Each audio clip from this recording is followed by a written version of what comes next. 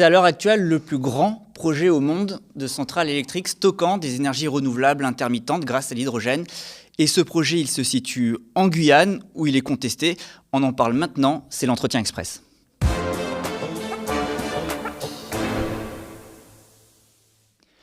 Le projet de centrale électrique de l'Ouest guyanais promet une production d'électricité stable pour approvisionner toute l'année, de jour comme de nuit, l'équivalent de 10 000 foyers d'ici mi-2024. Sauf que la centrale occupera 140 hectares et menace de destruction 78 hectares de forêt dans le parc naturel régional de Guyane. 16,5 hectares seraient déjà détruits et 41 espèces protégées sont menacées de disparition. Face à ce projet, un peuple se lève, les Kalina, dont le village Prospérité est directement impacté par la proximité de ce projet. Une délégation a fait le déplacement sur Paris pour parler de leur lutte et plaider leur cause. 2 d'entre eux sont sur le plateau du Média. Alors, Roland Jabert, bonjour. Vous êtes le yopoto de Prospérité, c'est-à-dire le chef coutumier. Et je le précise, vous vous exprimez dans votre langue, le Kalina. À côté, Christophe Yanouwana-Pierre, bonjour. Vous êtes le porte-parole des jeunesses autochtones de Guyane. Merci à vous deux d'être ici. Nous sommes très honorés de vous recevoir. Vous êtes là pour nous parler de votre lutte contre cette première centrale multimégawatts à hydrogène au monde. Mais pourquoi s'y opposer ? Koi boleh kasih ukal sewa, era boya pok pema, wopo ero nyonaka, ot ero oka NC, ero potosu, ot shibikiri wokabel ekalche. Je suis très honoré d'être ici parmi vous aujourd'hui et de plaider ma cause et d'avoir traversé l'océan pour porter la parole de mon peuple. Ot bokomo wala wopi ero nyonaka, on ero mbolo molo on megano, uyado, ero la Guyane de Ponaka. Il faut comprendre que notre présence ici est due au fait que l'ensemble des grands projets sont dessinés avant tout dans ce pays, avant de traverser l'océan et arriver chez nous. Donc c'est pour ça que l'on vient ici. Ero ge ero me ot ukotel kuwanyema erobo, ero palana shbeto kaine ukotel kuwanyema mo ukotel ma ngado Guyane français da ukotel kuwanyema ot wairemo ot vocabule ma. Aujourd'hui, on dit que la Guyane est française, donc la population française doit savoir ce qui s'y passe, doit s'y intéresser. Et c'est pour cela qu'on est venu. Ukotel ma erome, erobo yalanda yalanai, molotalo pomoma, nana mondonoloma. Mosekalinya mondonoloma. Même si durant de longues années, durant de longues décennies, on a voulu nous effacer, on a voulu nous exterminer, je viens porter le message suivant, nous sommes encore vivants, nous sommes encore debout, nous les Kaliniens en Guyane. Nana ero ichulu enane iruhme, nana ero ichulu ayomane, nana mondonoloma. Nous qui avons toujours vécu avec la forêt, nous qui avons toujours préservé la forêt et finalement développé un mode de vie adapté pour que les choses se fassent en harmonie, nous sommes encore là, nous sommes encore présents. Et cela malgré le fait que vous avez tout de même subi votre lot de répression, puisque vous-même, vous avez été placé en garde à vue, il y a une lutte acharnée et une grosse répression derrière.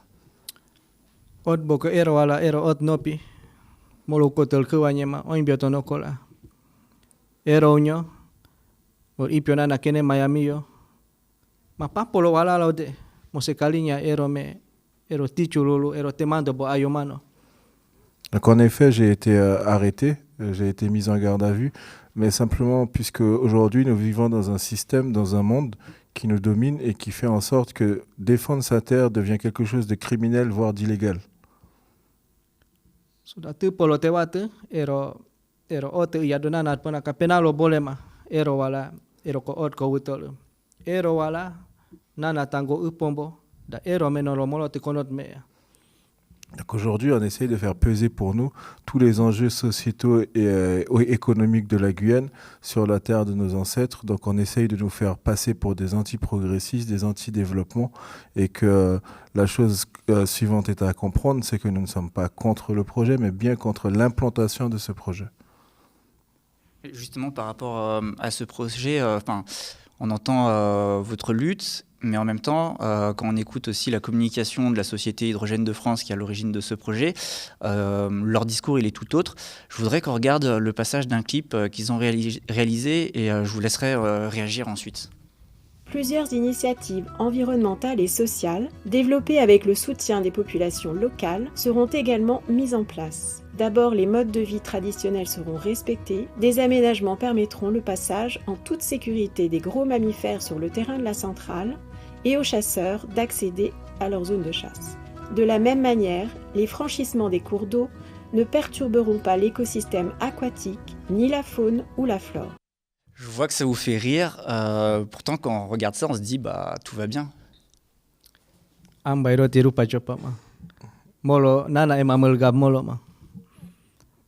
Donc ce qui est avancé ici est absurde, proche de l'absurde, puisque nous connaissons notre territoire, nous savons comment fonctionne l'écosystème, et ce qui est avancé, c'est pas du tout ce qui va se passer ou ce qui est en train de se passer d'ailleurs. Mais c'est un projet, eux ils le présentent comme un projet innovant, on parle là de renouvelables, on se dit c'est important ce type de projet, non? Ero shibikiri kolo moneno ot molo ma. Kunu kuyatonde. Au nero anu ko depa wa. Molo kombo ko chopa beyo meba. Ma iron bolo ot de sugusa onewala ero yichululu emamnyal. Donc je ne peux pas m'avancer sur la pertinence de projet parce que je n'ai pas l'expertise pour ça. C'est un projet expérimental sur des panneaux photovoltaïques avec un stockage d'hydrogène. Je n'ai pas les compétences pour juger de la pertinence ni de l'efficacité du projet. Par contre, je connais mon territoire, je connais la forêt qui entoure mon village et là-dessus, je suis un expert et je peux dire que ça va perturber la biodiversité. Et voilà, on a quand même là des investisseurs qui disent que c'est le plus grand projet au monde de ce type, qui mettent vachement en avant le territoire aussi de la Guyane, qui accueille donc ce premier projet. Mais l'un des grands problèmes, c'est qu'il se situe dans un parc régional, celui d'un territoire qui est aussi celui de la forêt amazonienne, avec un impact pour la biodiversité. Ero okatoto ero shibikiri. Oimbiot molo embote moya sagal nukajera. Molo wato meipiaba. Molo tutol dama ero nana wacho buwapo naka. Ma odgo moya me na oimbiot nokola. Molo ipio ma iyo. Molo de molo ot me ma ero me. O mano me. Ioi me algoma molo onyobo. Am derawa ioi me algoma. Nous n'avons jamais remis en question la pertinence du projet, notamment dans le contexte guyanais où il y a un fort déficit d'énergie et où il y a un besoin d'énergie pour accompagner le développement de notre bassin de vie qui est l'Ouest guyanais. Et le combat aujourd'hui, il n'est pas du tout contre, encore une fois, l'entreprise. Il est simplement pour le déplacement du projet, puisque nous devons également, nous, de notre côté, préserver nos modes de vie, notre espace de transmission, nos espaces de chasse. Et du coup, ça implique un combat pour le déplacement de ce projet. Il y a 41 espèces qui sont menacées. Si on dit les noms de ces espèces, ça ne nous parle pas forcément. J'ai noté par exemple l'opossum aquatique, qui est une espèce que vous mettez en avant qui risquerait d'être largement menacée par ce projet. Mais peut-être derrière ces noms, derrière l'opossum aquatique, etc., en réalité, même si on ne connaît pas forcément ces espèces, il y a des espèces qui sont essentielles aussi dans votre écosystème. C'est ça. Donc, non, si on a parlé de l'opossum aquatique, c'est parce que aujourd'hui, malheureusement, le système français fait que la réglementation protège mieux l'opossum aquatique que nous, les peuples autochtones de Guyane.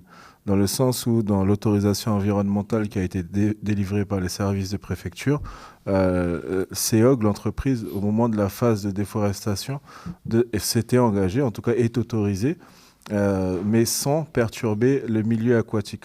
Or là, ce que l'on voit, c'est que vu qu'on est en pleine saison des pluies, la forêt qui a été déforestée engendre directement des perturbations sur la turbidité des cours d'eau et donc menace l'opossum.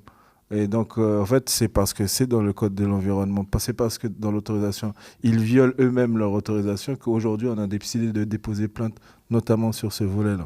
D'accord. Mais parce que vous, il y a aussi votre mode de vie. Du coup, vous dites que que vous, les peuples autochtones, vous êtes moins protégés. Parce que là, en l'occurrence, c'est aussi votre mode de vie qui est menacé.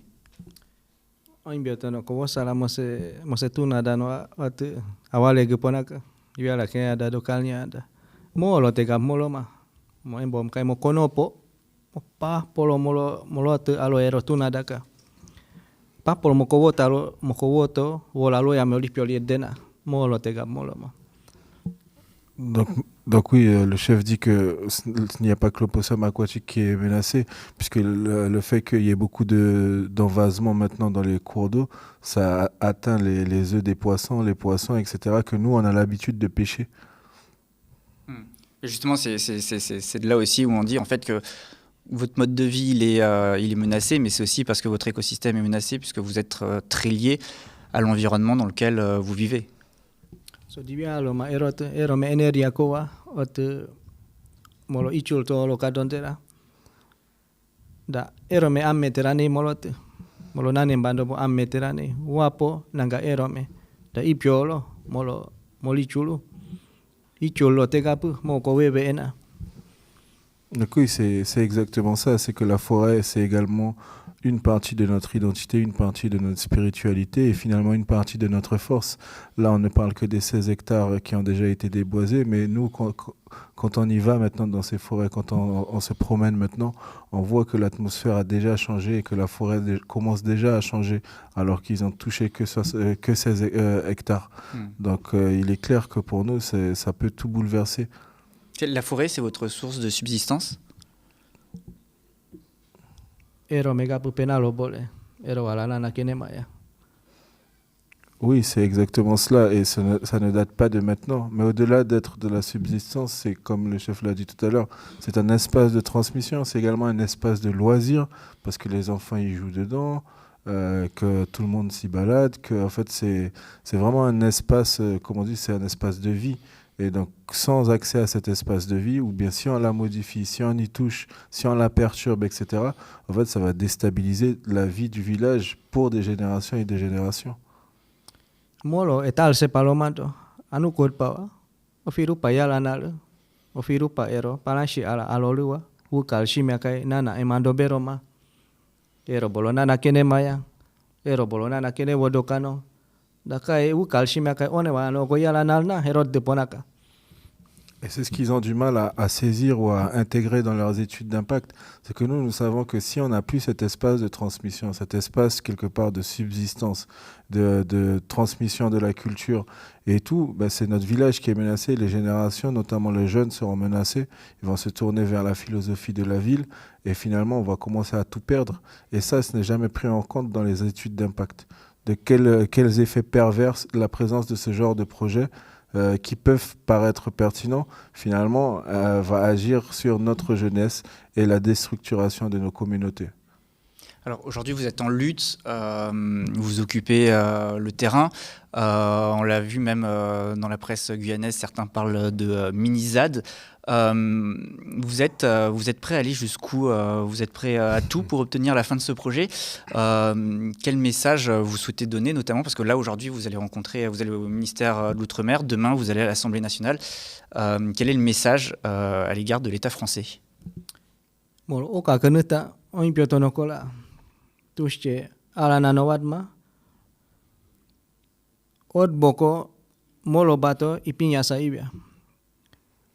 Od boko on megapan nashe mukukalinya ene titol komboko mukale daka kalua polo sudah ero menana kono tulpoda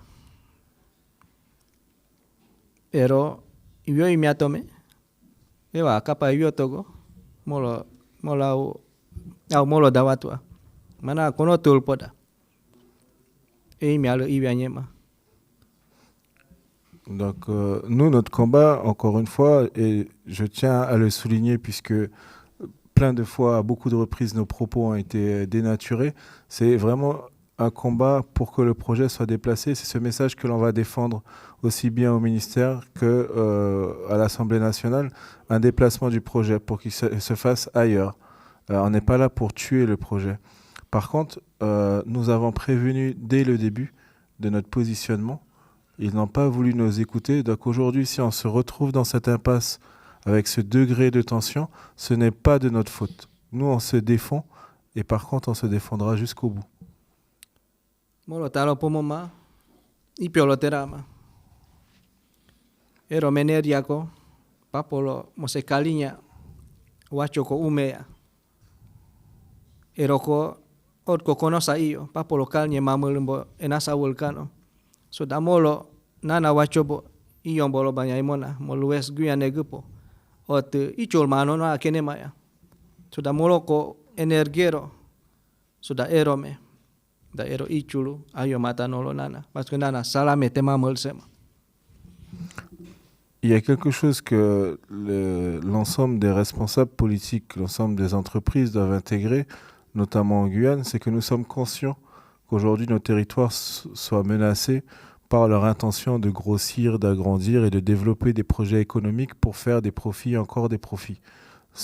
Là-dessus, il faut que les choses soient claires, nous en sommes conscients.